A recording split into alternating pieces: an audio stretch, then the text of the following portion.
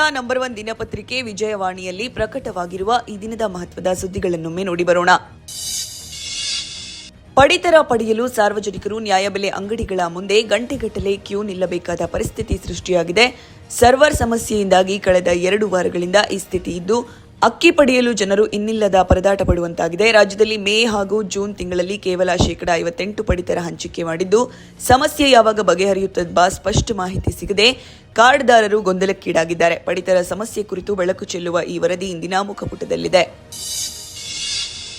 ಜಾಗತಿಕ ಮಾರುಕಟ್ಟೆಯಲ್ಲಿ ಬೆಲೆ ಏರಿಕೆ ಮತ್ತು ಮಧ್ಯಪ್ರಾಚ್ಯ ಬಿಕ್ಕಟ್ಟಿನ ಹಿನ್ನೆಲೆಯಲ್ಲಿ ಇಂಧನ ಬೆಲೆ ಮತ್ತೆ ಏರಿಕೆಯಾಗಿದೆ. ಸೋಮವಾರ ಪೆಟ್ರೋಲ್ ದರ 2.61 ರೂಪಾಯಿ ಮತ್ತು ಡೀಸೆಲ್ 2.71 ಹೆಚ್ಚಳ ಮಾಡಲಾಗಿದೆ. ಕಳೆದ 15 ದಿನಗಳಲ್ಲಿ 4ನೇ ಬಾರಿಗೆ ಇಂಧನ ಬೆಲೆ ಹೆಚ್ಚಳವಾಗಿದ್ದು, ಮೇ 15ರಿಂದ ಇಲ್ಲಿಯವರೆಗೆ ಪೆಟ್ರೋಲ್ ಡೀಸೆಲ್ 7.5 ರೂಪಾಯಿ ದುಬಾರಿಯಂತಾಗಿದೆ. ಸೋಮವಾರ ಬೆಲೆ ಏರಿಕೆ ಬಳಿಕ ಬೆಂಗಳೂರಿನಲ್ಲಿ ಪೆಟ್ರೋಲ್ ಬೆಲೆ 110.6 ರೂಪಾಯಿ ಹಾಗೂ ಡೀಸೆಲ್ ಬೆಲೆ 98.5 ರೂಪಾಯಿಗೆ ಏರಿಕೆಯಾಗಿದೆ. ಈ ಸುದ್ದಿಗೆ ಇಂದಿನ ಮುಖಪುಟ ನೋಡಿ. ಪೆಟ್ರೋಲ್ ಡೀಸೆಲ್ ಬೆಲೆ ಏರಿಕೆ ಮಾಡಿರುವ ಕೇಂದ್ರ ಸರ್ಕಾರದ ವಿರುದ್ಧ ಕಾಂಗ್ರೆಸ್ ತೀವ್ರ ಆಕ್ರೋಶ ವ್ಯಕ್ತಪಡಿಸಿದ್ದು, ಮೇ 30ಕ್ಕೆ ರಾಜ್ಯವ್ಯಾಪಿ ಪ್ರತಿಭಟನೆ ನಡೆಸಲು ನಿರ್ಧರಿಸಿದೆ. ಸೋಮವಾರ ಕೆಪಿಸಿಸಿ ಕಚೇರಿಯಲ್ಲಿ ಮುಖ್ಯಮಂತ್ರಿ ಸಿದ್ದರಾಮಯ್ಯ, ಉಪಮುಖ್ಯಮಂತ್ರಿ ಡಿಕೆ ಶಿವಕುಮಾರ್ ಮತ್ತು ರಾಜ್ಯ ಕಾಂಗ್ರೆಸ್ ಉಸ್ತುವಾರಿ ರಣದೀಪ್ ಸಿಂಗ್ ಸುರ್ಜೇವಾಲಾ ಜಂಟಿ ಸುದ್ದಿಗೋಷ್ಠಿ ನಡೆಸಿದರು.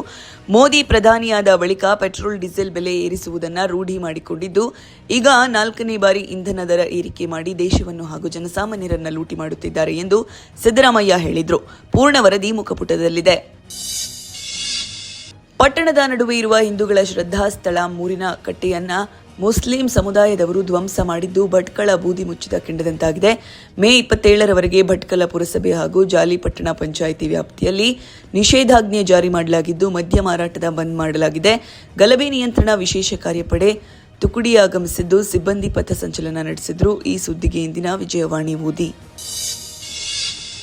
ರಾಜ್ಯ ಕಾಂಗ್ರೆಸ್ ರಾಜಕಾರಣದಲ್ಲಿ ಕಳೆದ 6 ತಿಂಗಳಿಂದ ಧಗಧಗಿಸುತ್ತಿದ್ದ ನಾಯಕತ್ವ ಗೊಂದಲ ಇದೀಗ ಕ್ಲೈಮ್ಯಾಕ್ಸ್ ಹಂತಕ್ಕೆ ತಲುಪಿದ್ದು, ದೆಹಲಿಯ ರಾಜಕೀಯ ಅಂಗಳದಲ್ಲಿ ತೀವ್ರ ಕುತೂಹಲ ಕೆರಳಿಸಿದೆ. ಇಂದು ಬೆಳಗ್ಗೆ 11 ಗಂಟೆಗೆ ನಿಗದಿಯಾಗಿರುವ ಹೈಕಮಾಂಡ್ ನಾಯಕರ ನಿರ್ಣಾಯಕ ಸಭೆಯು ದೀರ್ಘಕಾಲದ ಸಂದಿಗ್ಧತೆಯ ತಾರ್ಕಿನ ಅಂತ್ಯ ಹಾಡುವ ನಿಟ್ಟಿನಲ್ಲಿ ತೀರ್ಮಾನ ಪ್ರಕಟಿಸಬಹುದೆಂಬ ನಿರೀಕ್ಷೆ ಕಾಂಗ್ರೆಸ್ ಪಾಳೆಯದಲ್ಲಿದೆ.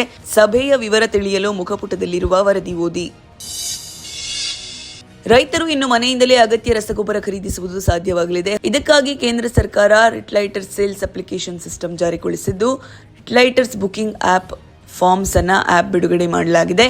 ಕೃಷಿ ಇಲಾಖೆ ಅಧಿಕಾರಿಗಳ ಪ್ರಕಾರ ಅಡುಗೆ ಅನಿಲ ಬುಕಿಂಗ್ ಮಾದರಿಯಲ್ಲೇ ಗೊಬ್ಬರ ಖರೀದಿಸಬಹುದು. ಈ ಸುದ್ದಿಗೆ ವಿಜಯವಾಣಿ ಓದಿ.